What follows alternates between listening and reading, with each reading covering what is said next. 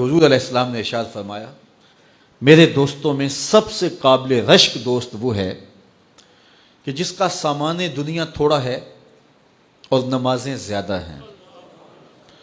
اور پھر ارشاد فرمایا جب وہ چلتا ہے تو اس کی طرف اشارے بھی نہیں ہوتے، یعنی وہ اتنا معروف نہیں ہے کہ وہ گزر رہا ہو تو لوگ کہیں یہ فلاں جا رہا ہے فلاں جا رہا ہے۔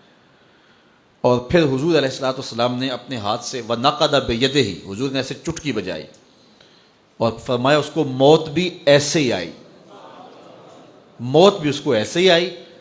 اور پھر حضور نے آگے ارشاد فرمایا قلت بواکی ہے، اس کو رونے والے بھی تھوڑے ہی تھے، بہت زیادہ رونے والے نہیں تھے۔ فرمایا میرے دوستوں میں قابل رشک دوست دیکھنا ہو تو یہ ہے اس کا جنازہ جا رہا۔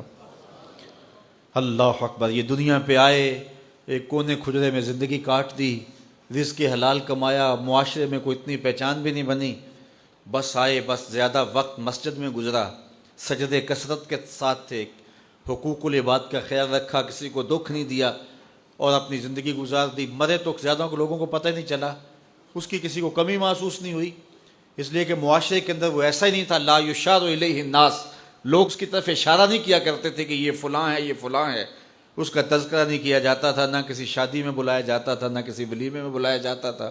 معاشرے میں ایک گمنام زندگی تھی، لیکن سجدے اس کے زیادہ تھے، نمازیں اس کی زیادہ تھیں، قلت بواکی ہے، اور زندگی کے بکھیڑے بھی زیادہ نہیں تھے، گیا تو رونے والے بھی بہت ہی تھوڑے تھے۔ تو فرمایا میرے دوستوں میں قابل رشک دوست دیکھنا ہے تو یہ اس کا جنازہ جا رہا ہے۔ چونکہ جتنا وزن تھوڑا ہوگا، جتنا بھار کم ہوگا، اتنا سفر آسان ہوگا۔ تو ہماری زندگی آخرت کے لیے گزرنی چاہیے، اور ہم اتنا بوجھ نہ بنائیں کہ جو ہمارے لیے اٹھانا مشکل ہو جائے۔ تو ہم اپنی ساری زندگی مرتب کریں، منظم کریں، ہم فالح بن جائیں۔ اور قرآن نے فلاح کی منزل بیان کرتے ہوئے پہلی چیز بیان فرمائی سورہ بقرہ میں کہ جس کے پاس ایمان کی دولت ہے، چونکہ اس دنیا پر سب سے بڑی دولت جو ہمیں دی گئی ہے وہ دولت ایمان ہے، اور آخرت میں سب سے بڑی دولت جو عطا کی جائے گی بندہ مومن کو وہ اللہ کا دیدار ہوگا۔ جو دنیا میں ایمان سے محروم رہا اور آخرت میں دیدار الہی سے محروم رہا وہ حقیقی طور پہ محروم ہے۔ تو میں اور آپ اپنی قسمت پہ بعض اوقات شکوہ بھی کرتے ہیں، حالات کی دکھن اور کڑن بھی ہوتی ہے، اور بڑے مصائب اور آلام ہیں جو ہمیں توڑتے ہیں اور وہ ہمارے خود پیدا کردہ ہوتے ہیں۔ جبکہ ہم جس قدر جن نعمتوں کے میسر نہ ہونے پہ شکوے کرتے ہیں، تو جو نعمتیں میسر ہیں ان کا اگر شکر کرنے کی عادت ڈال لیں تو شکر سے فرصت ہی نہ ملے۔ تو جب شکر سے فرصت نہیں ملے گی تو پھر شکوے کی تلخی تنگ نہیں کرے گی۔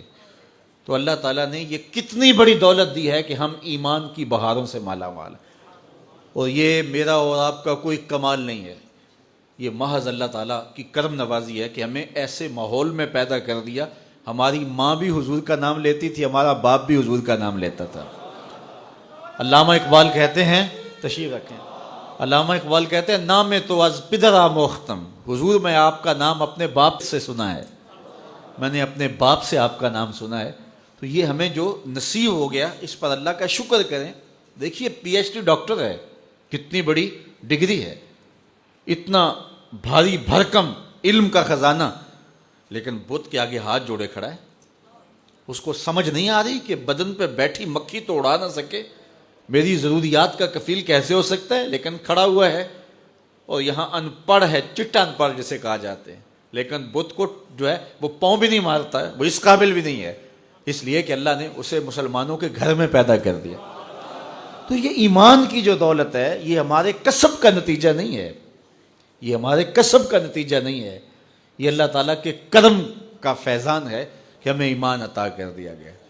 تو ساری زندگی بھی ہم اس کا شکر ادا کرتے رہیں تو اس کا شکر ادا نہ ہو، اور ایمان کی جو مٹھاس ہے، یہ دولت ہمیں جو مل گئی ہے، اس کا جو سرور ہے، اس کی جو لذت ہے، ساری زندگی اسی لذت میں گزار دیں کہ اللہ نے ایمان کی دولت نصیب فرمائی۔ باقی جو نہیں ہے، میں کہتا ہوں جو میسر ہمیں نہیں ہے اس کی تلخیاں مٹانی ہوں تو صرف ایک حدیث سے ساری تلخیاں ختم کی جا سکتی ہیں۔ میں پہلے بھی آپ کو سنا چکا ہوں، صرف ایک حدیث، ہمارے پاس یہ نہیں ہے، یہ نہیں ہے، یہ نہیں ہے، یہ نہیں، کتنی تلخیاں ہیں، ہمسایوں کے پاس یہ ہے، شریکوں کے پاس یہ ہے، فلاں کے پاس یہ ہے، کتنی تلخیاں ہیں۔ ان ساری تلخیوں کو مٹانا ہو تو علاج صرف ایک، رسول کریم کی حدیث ہے۔ حضور نے ارشاد فرمایا، جو اللہ کے دیے گئے تھوڑے رزق پہ راضی ہو گیا، اللہ قیامت کے دن اس کے تھوڑے عملوں پہ راضی ہو جائے گا۔ چل بندے موج کر، تو میرے تھوڑے پہ راضی ہو گیا تھا، میں تیرے تھوڑے عملوں پہ راضی ہو گیا۔